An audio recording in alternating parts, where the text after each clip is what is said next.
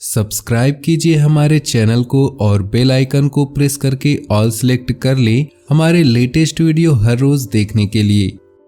नमस्कार दोस्तों, ओम नमः शिवाय। स्वागत है आप सभी का हमारे YouTube चैनल में। तो दोस्तों, देवों के देव महादेव ने भेजा है गुप्त संदेश। जी हाँ दोस्तों, आने वाले सावन में 12 जुलाई 2022 से 22 जुलाई 2022 तक इस सावन के महीने में 3 बड़ी घटनाएं होकर रहेंगी। हो जाइए सावधान और दिल थाम कर वीडियो को शुरू से लेकर अंत तक देखिए। ये वीडियो ग्रह गोचर पर आधारित है। हम आपको बताएंगे कि इस सावन सोमवार में आपको किन चीज़ों से भगवान शिव का अभिषेक करना है और किन उपायों से आप अपने जीवन को अच्छा बना सकते हैं, किन किन चीज़ों से सावधानियां रखनी होगी और साथ ही ग्रह नक्षत्रों के आधार पर इन दिनों में आपका राशिफल कैसा रहेगा। तो दोस्तों, वीडियो को शुरू से लेकर अंत तक देखिएगा। आज का वीडियो बहुत ही ज़्यादा खास होने वाला है। हम आपको बताएंगे कि क्या करना आपके लिए उचित रहेगा और क्या करना अनुचित, किन किन बातों का ध्यान आपको रखना पड़ेगा ताकि आप किसी भी संकट मुसीबत में ना फंसे, हर परेशानी से दूर रहे। तो दोस्तों, उससे पहले आपसे निवेदन है, अगर आप भोले बाबा के सच्चे भक्त हैं और भोले बाबा की कृपा प्राप्त करना चाहते हैं तो वीडियो को लाइक कर दें और नीचे दिए कमेंट बॉक्स में सच्चे श्रद्धा भाव से ओम नमः शिवाय जरूर लिख दें। तो दोस्तों, भोले बाबा के घर से आ गया है संदेशा। अगर आप भी यूँ समझ रहे थे कि भगवान आखिर आपकी क्यों नहीं सुनते, आप इतने दुखी रहते हैं फिर भी भगवान आपकी क्यों नहीं सुनती, तो हम आपसे यही कहना चाहते हैं कि जब क्लासरूम में परीक्षा चल रही होती है तब शिक्षक मौन होते हैं, उसी प्रकार इस दौरान में आपकी परीक्षा चल रही है, इसलिए आपके शिक्षक यानी कि परमात्मा भी मौन थे। अब परीक्षा खत्म हो चुकी है, आपकी परीक्षा और रिजल्ट यह आया है कि आपके जीवन में 3 बड़ी घटनाएं 12 जुलाई से लेकर 22 जुलाई के बीच दस्तक देने वाली है। परंतु आपके जीवन में ये घटनाएं क्या होंगी, किस तरह होंगी, ये सब हम विस्तार से वीडियो में आगे बताएंगे। तो आप वीडियो को शुरू से लेकर अंत तक देखिएगा। दोस्तों, भगवान हमसे यही चाहते हैं, हम ईमानदार रहें, नेक शख्सियत बने, हम हमेशा लोगों का सम्मान करें, मदद करें। परंतु फिर भी कभी कभी भगवान की परीक्षाओं को हम समझ नहीं पाते। जैसे आपके द्वार पर कभी कोई भिखारी आता है, आप उसे कुछ दे देते हैं या फिर उसे धुतकार कर भगा देते हैं। अगर आपके पास नहीं भी है परंतु आप उसे भगाइए नहीं, आप उसे कह दीजिए कि मेरे पास आपको देने के लिए कुछ भी नहीं, आप कृपया जाइए। परंतु बहुत से लोग कुछ ऐसा व्यवहार करते हैं जिसके कारण वो पूरी तरह से भगवान की परीक्षा में फेल हो जाते हैं और ये 3 घटनाएं सकारात्मक होने की बजाय आपके जीवन में नकारात्मक होने लगती है। सबसे पहली घटना जो आने वाली 10 दिनों में होगी वो यह होगी कि आपके अंदर एक आत्मविश्वास की जागृति होने वाली है। वर्षों से आप जिन कामों को करने से घबराते थे, कतराते थे, जिन कामों को करने से आपको शर्म आती थी, आप उन कामों को अपने हाथों में लेंगे और उसको पूरा भी करेंगे। इसी को तो कहेंगे परमात्मा का आशीर्वाद। क्योंकि अगर हम 4 लोगों को बीच में शर्माते हैं, बोलने में हिचकिचाते हैं, अपनी बात हम सही ढंग से नहीं कर पाते हैं, तो ये चीज़ें हमारे फ्यूचर के लिए अच्छी नहीं साबित होंगी। खास तौर पर आने वाले 10 दिनों में आपको शर्म को खुद के अंदर से निकाल के फेंकना है। जीवन में अगर कुछ पाना चाहते हैं, कुछ तो बड़ा ही करना ही पड़ेगा। एक बात आप ध्यान हमेशा ध्यान में रखिएगा कि पानी की बूंदें जब नदियों में होती है तो उसका कोई अस्तित्व नहीं होता, लेकिन जब वही पानी की बूंदें पत्तियों पर होती है तो मोती की तरह चमकने लगती है। तो भीड़ में आपकी पहचान भी दब रही है, आपको भीड़ से हटकर अलग चलना होगा। यकीन मानिए, आपके भी सारे कार्य जरूर सिद्ध होंगे, सभी के आकर्षण का केंद्र आप जरूर बनेंगे। आने वाले 10 दिनों में परिवार में कुछ कठोर निर्णय लेने पड़ सकते हैं जिसके कारण परिवार के कुछ सदस्य आपके शत्रु बन सकते हैं। कई बार ऐसा होता है कि हम धर्म संकट की स्थिति में फंस जाते हैं। न चाहते हुए भी हमें कठोर निर्णय लेने पड़ते हैं, जहां कुछ लोगों की नज़रों में हम अच्छा बन जाते हैं, कुछ लोग हमारे प्रति बैर रखने लगते हैं। परंतु पारिवारिक जीवन में ऐसा चलते रहता है, और जो इंसान समझदार होगा वो आपके हर निर्णय को समझ लेगा। यदि संतान को बिजनेस कराना चाहते हैं तो करा सकते हैं, परंतु उसे जिंदगी की परीक्षाओं में पास होना सिखाइए। अगर आप सब कुछ अपने हाथों से लेकर उन्हें देंगे तो उनका मोल नहीं समझ पाएंगे। इसलिए जितना हो सके उन्हें खुद मेहनत करने दीजिए।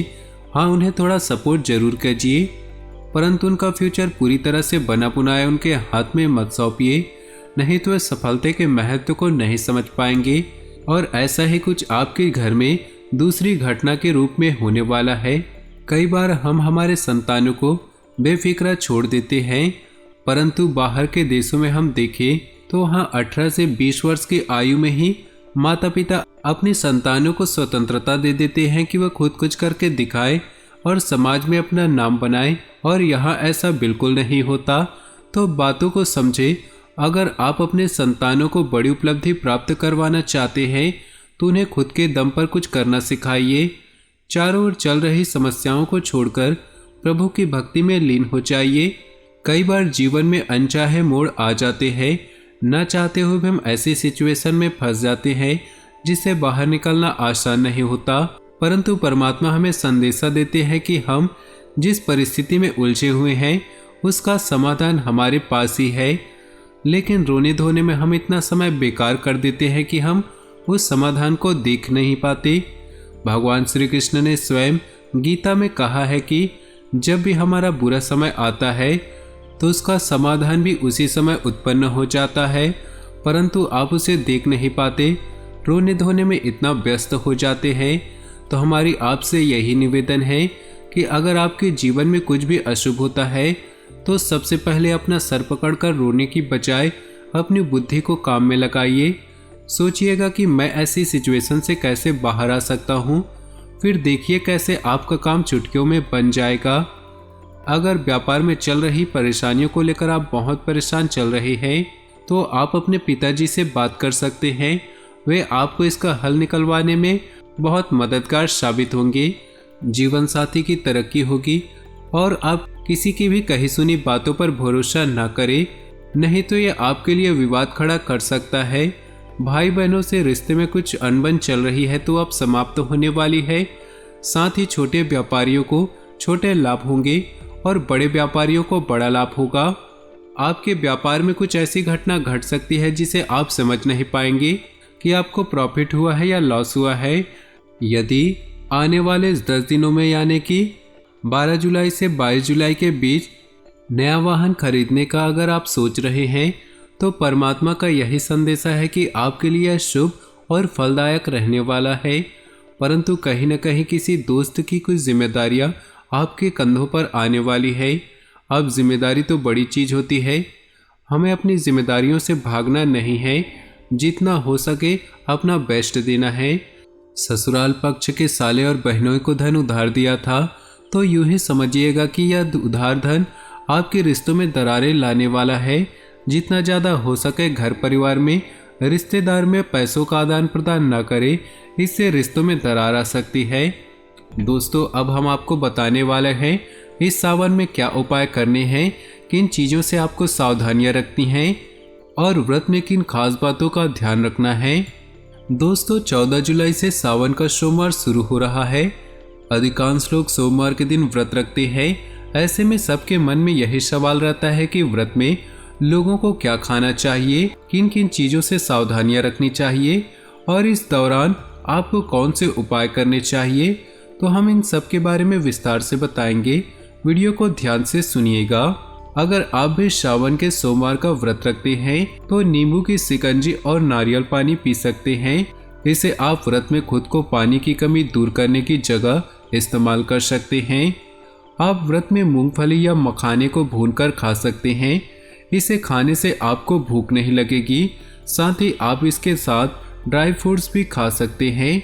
व्रत में फल खाना जरूरी है, यह आपके शरीर में कमजोरी नहीं आने देता। आप व्रत में केला, सेब, संतरा, अनार खा सकते हैं। इसके साथ ही आप जो भी प्रसाद महादेव को चढ़ाए वो भी रात को खा लें। सावन में इन चीजों से करें भगवान शिव का अभिषेक। संतान प्राप्ति की इच्छा करने वाले लोग अगर सावन सोमवार व्रत के दिन दूध से भोलेनाथ का अभिषेक करते हैं तो काफी फायदा मिलता है। अगर आपके किसी कार्य में बाधा आ रही है तो भगवान शिव का अभिषेक दही से करना चाहिए। ऐसा करने से सभी बाधाएं दूर हो जाती हैं। भगवान शिव का अभिषेक शहद से करने पर लोगों का समाज में मान सम्मान बढ़ता है। इससे वाणी दोष भी दूर होता है और स्वभाव में भी विनम्रता आती है। जिन लोगों को मानसिक तनाव रहता है या नींद की समस्या रहती है उन्हें भगवान शिव का अभिषेक इत्र से करना चाहिए। भगवान शिव का अभिषेक अगर घी से किया जाए तो ऐसे लोगों का स्वास्थ्य अच्छा होता है। अगर कोई व्यक्ति लंबे समय से किसी बीमारी से पीड़ित है तो उसे भगवान शिव का अभिषेक घी से जरूर करना चाहिए। भगवान शिव का अभिषेक गंगा जल से करना भी काफी अच्छा माना जाता है। इससे लोगों का घर सुख और समृद्धि से भर जाता है। भगवान शिव का सरसों तेल से अभिषेक करने से दुश्मनों का नाश होता है और पराक्रम में वृद्धि होती है। लेकिन एक बात का खास ख्याल रखें कि भगवान शिव का अभिषेक सरसों के तेल से करने से पहले अपनी कुंडली किसी ज्योतिष को दिखा ले। अगर उसमें ऐसा करना बताया गया है तो तभी आपको इसका फायदा मिलेगा, वरना नकारात्मक प्रभाव भी पड़ सकता है। अगर कोई व्यक्ति शुद्ध जल से भगवान शिव का अभिषेक करता है तो उसे पुण्य फल की प्राप्ति होती है। साथ ही उसे ज्वार संबंधी समस्याओं से भी निजात मिलता है। तो दोस्तों, आज का ये खास वीडियो अगर आपको पसंद आया हो तो वीडियो को लाइक कर दे और नीचे दिए कमेंट बॉक्स में सच्चे श्रद्धा भाव से ओम नमः शिवाय जरूर लिखे। भगवान भोलेनाथ की कृपा हमेशा आपके ऊपर बनी रहेगी। और साथ ही दोस्तों, वीडियो को अपने दोस्तों और परिवार के साथ व्हाट्सएप ग्रुप में शेयर करना बिल्कुल भी ना भूलें। आपका दिन शुभ हो, मंगलमय हो।